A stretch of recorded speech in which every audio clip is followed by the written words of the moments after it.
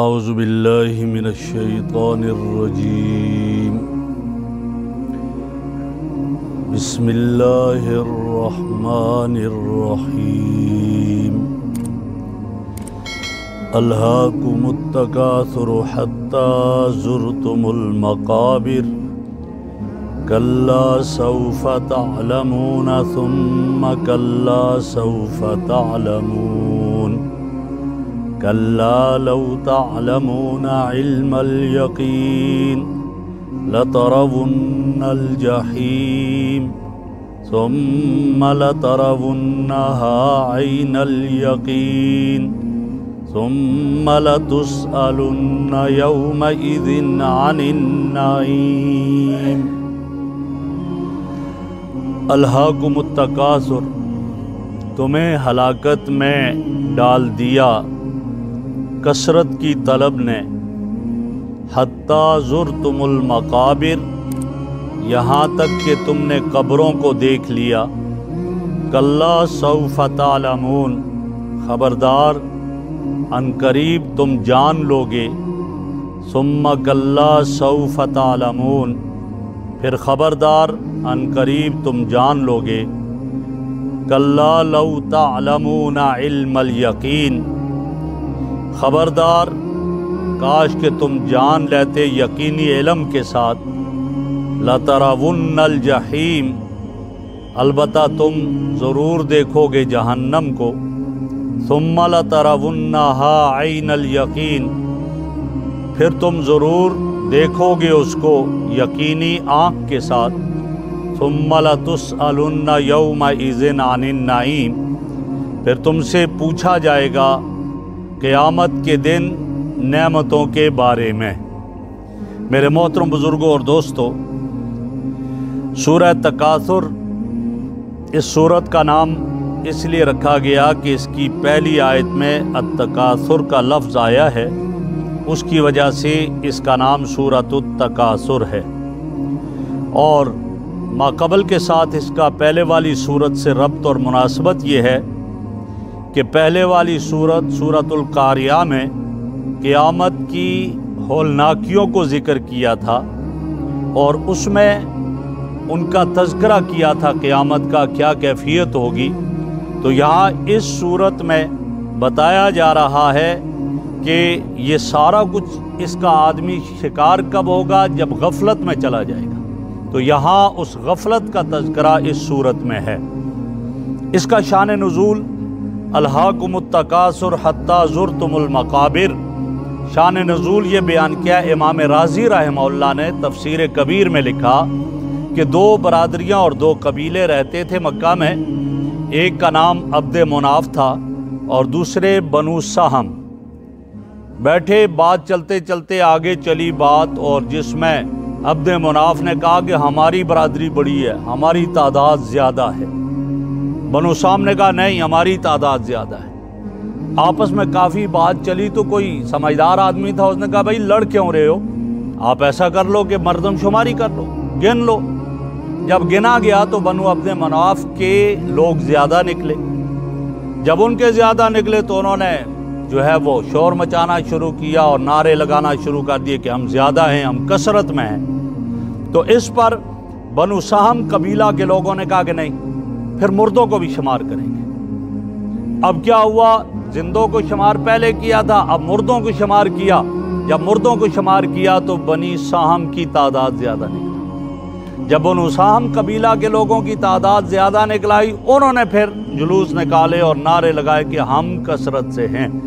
تو اللہ رب العزت یہاں یہی فرما رہے ہیں کہ اس کثرت کی طلب نے تمہیں قبروں تک پہنچا دیا کہ مردوں کو بھی جا کر گننے لگ گئے کہ ہماری تعداد زیادہ ہے، ہماری تعداد زیادہ ہے۔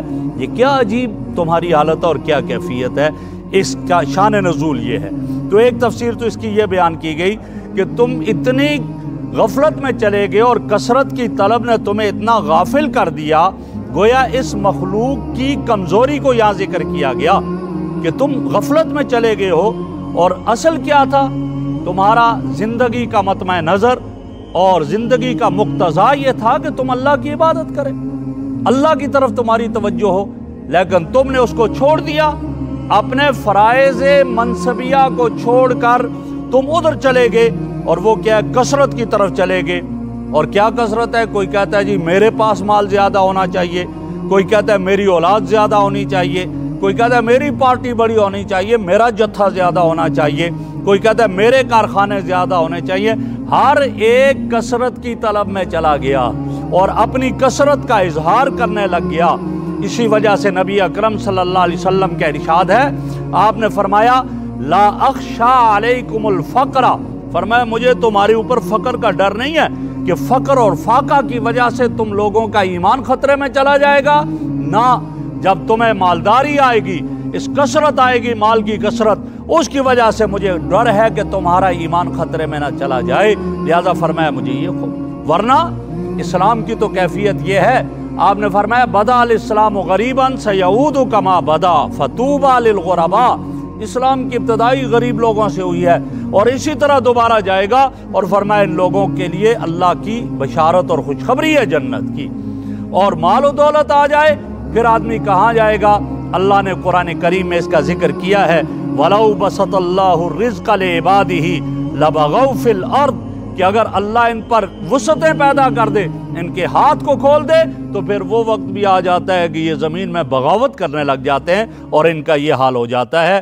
بہرحال مال کی کثرت ہو یا اور کسی چیز کی کثرت، یہ انسان کو غفلت میں ڈال دیتی ہے اور اس کا نہیں ہونا چاہیے، ورنہ مال کی ہرس تو ایک ایسی چیز ہے کہ میرے آقا کا ارشاد ہے لَوْ كَانَ لِابْنِ آدَمَ وَادِيَانِ مِنْ ذَهَبٍ لَابْتَغَىٰ ثَالِثًا، اگر دو وادیاں اس کی سونے کی ہوں، کہتے ہیں ایک تیسری بھی ہو جانی چاہیے۔ 1.5 کروڑ اکاؤنٹ میں پڑا ہوا ہے، کہتے ہیں اور ہو جانا چاہیے۔ 1 ارب پڑا ہوا ہے، کہتے ہیں 2 ارب اور ہو جانے چاہیے۔ اس کا تو حال یہ ہے، اور جب یہ حال ہے، یہ ہرس ایسی ہرس ہے کہ یہ کبھی ختم نہیں ہو سکتی ہے۔ کیوں؟ میرے فرمایا گیا، میرے آقا نے فرمایا لا یملأ جوف ابن آدم الا التراب، مٹی کے علاوہ کوئی چیز اس کے پیٹ کو نہیں بھر سکتی ہے، یہ کیفیت ہے۔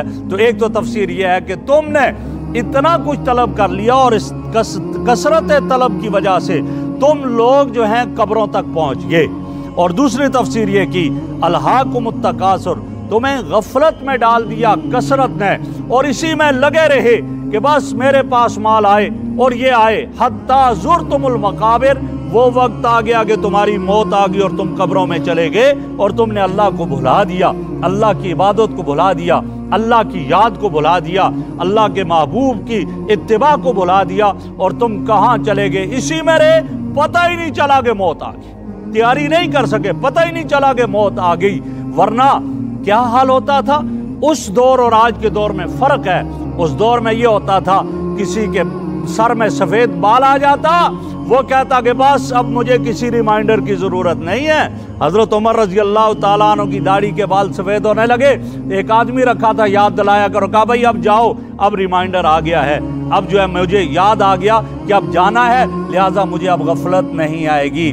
آج تو سر کے بال، داڑھی کے بال مکمل سفید ہو جائیں پھر بھی کوئی یاد دہانی نہیں ہوتی، کہتے چھوڑو یار ابھی تو بہت وقت ہے، اے جہان مٹھا اگلا کس ڈٹھا، اور ہی زیادہ جو ہے وہ اس میں پڑا رہتا ہے یہ انسان اور ادھر چلا جاتا ہے، حالانکہ اس کو معلوم نہیں ہے کہ تجھ سے اس کے بارے میں سوال بھی کیا جائے گا۔ فرمایا حتیٰ زرتم المقابر، یہاں تک کہ تم قبروں میں چلے گئے، تمہاری موت کا وقت آ گیا اور قبر میں چلے گئے۔ اور حدیث میں آتا ہے میرے آقا صلی اللہ علیہ وسلم نے فرمایا جب آدمی کا انتقال ہوتا ہے 3 چیزیں قبر تک جاتی ہیں اور 2 واپس آ جاتی ہیں، ایک اس کے ساتھ قبر میں ہے، فرمایا اس کے رشتہ دار قبر تک اس کے ساتھ جاتے ہیں، لیکن کوئی رشتہ دار قبر میں آج تک نہیں لیٹا ہے۔ بیٹا مر گیا، باپ نہیں لیٹتا، پہلے کہتا ہے ٹھیک ہے روتا ہے، لیکن اپنے ہاتھوں سے اپنے بیٹے کو قبر میں دفن کر کے آ جاتا ہے۔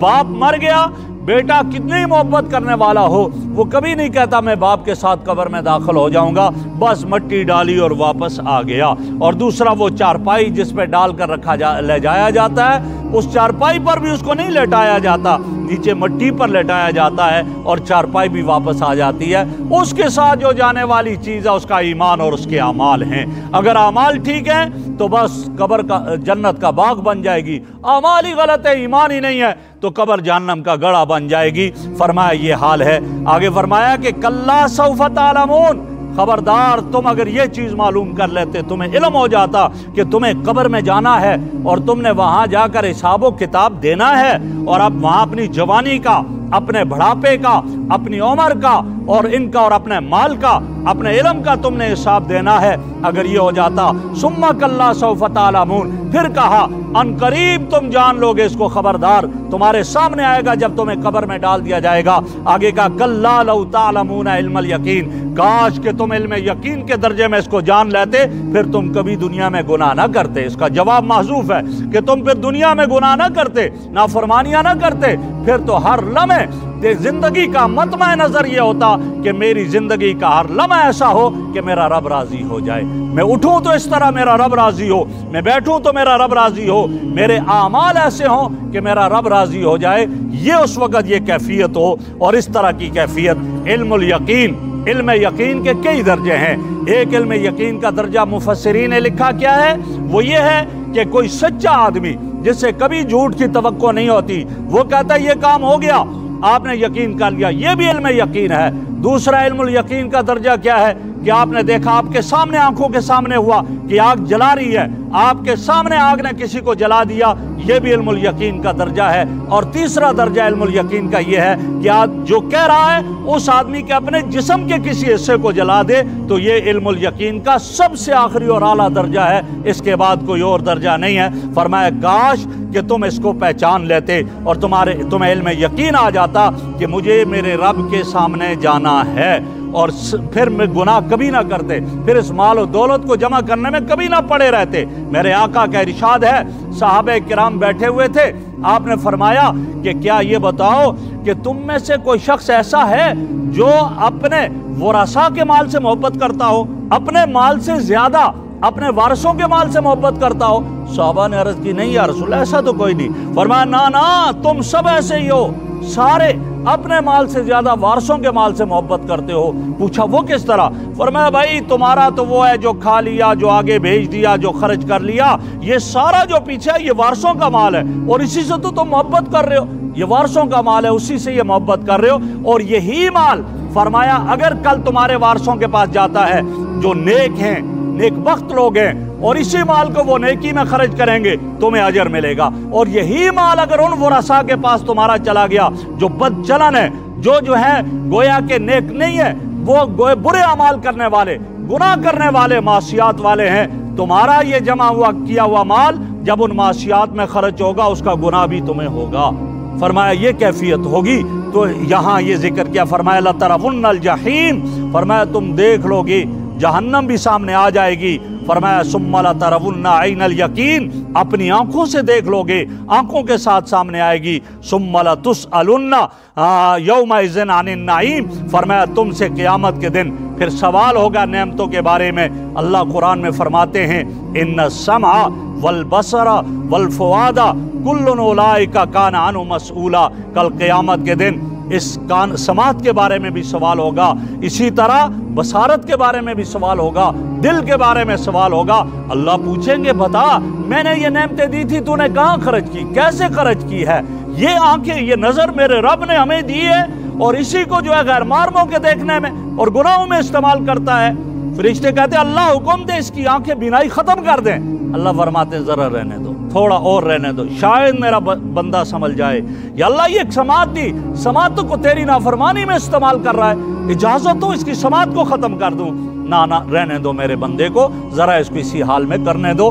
یہ کیفیت ہے، اور اس دن پوچھا جائے گا، ان نعمتوں کے بارے میں پوچھا جائے گا۔ میرے بھائیوں، اللہ رب العزت کی جو ہمیں نعمتیں ہیں، ان گنت نعمتیں ہیں۔ ان تعدوا نعمت اللہ لا تحصوها، ایک نعمت میں کتنی نعمتیں ہیں اس کا بھی شمار نہیں کر سکتے جو اللہ نے دی ہیں، ان کے بارے میں پوچھا جائے گا۔ تو اس کا جواب کیا ہوگا؟ صرف زبان سے شکر کہہ دینا کافی نہیں ہوگا۔ اللہ کی نافرمانیوں سے بچے، نیک اعمال کرے، नबी अकरम सल्लल्लाहु अलैहि वसल्लम एक दफ़ा घर में बैठे हुए थे, पूछा है कुछ खाने के लिए, कुछ नहीं था।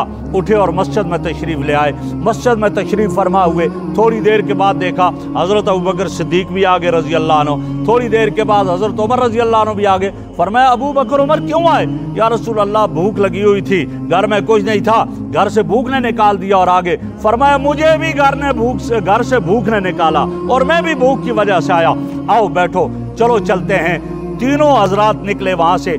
अबुल हैथम अंसारी उसके बाग में चले गए। जब गए वहां वो खुद नहीं थे, कहीं पानी के लिए गए हुए थे, उनकी अहलिया थी वहां बैठे।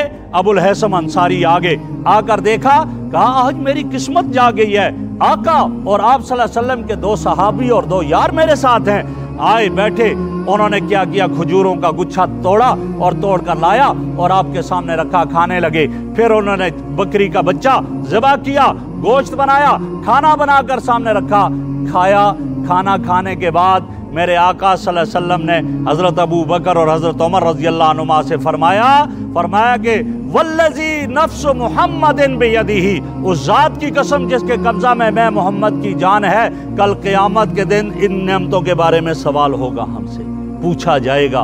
तो मेरे भाई, मैं और आप कितना कुछ खा रहे हैं, क्या कुछ खर्च कर रहे हैं, अल्लाह की इतनी नेमतें, तो उसके लिए ये है कि हम अल्लाह का शुक्र भी अदा किया करें। और अल्लाह के शुक्र का मैंने पहले एक दर्स में अर्ज़ कर दिया है कि सबसे अच्छा तरीका क्या है, नमाज है, कि नमाज में अल्लाह का शुक्र अदा होता है।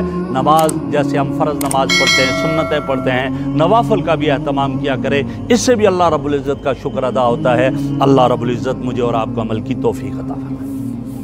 अल्हम्दुलिल्लाहि रब्बिल आलमीन वल आक़िबतु लिल मुत्तक़ीन वस्सलातु वस्सलामु अला रसूली मुहम्मदिन व आलिहि वस्सहबिहि अजमाईन। सुब्हानकल्लाहुम्मा व बिहम्दिका नशहदु अल्ला इलाहा इल्ला अंता नस्तगफिरुका व नतूबु इलैक या हय्यु या क़य्यूम बिरहमतिका नस्तगीस अस्लिह लना शानना कुल्लहु व ला तकिलना इला अनफुसिना तर्फत ऐन। सल्लल्लाहु तआला अला खैरि ख़ल्क़िही सय्यदना व मौलाना मुहम्मदिन व अला आलिहि व अस्हाबिहि व बैतिही अजमाईन।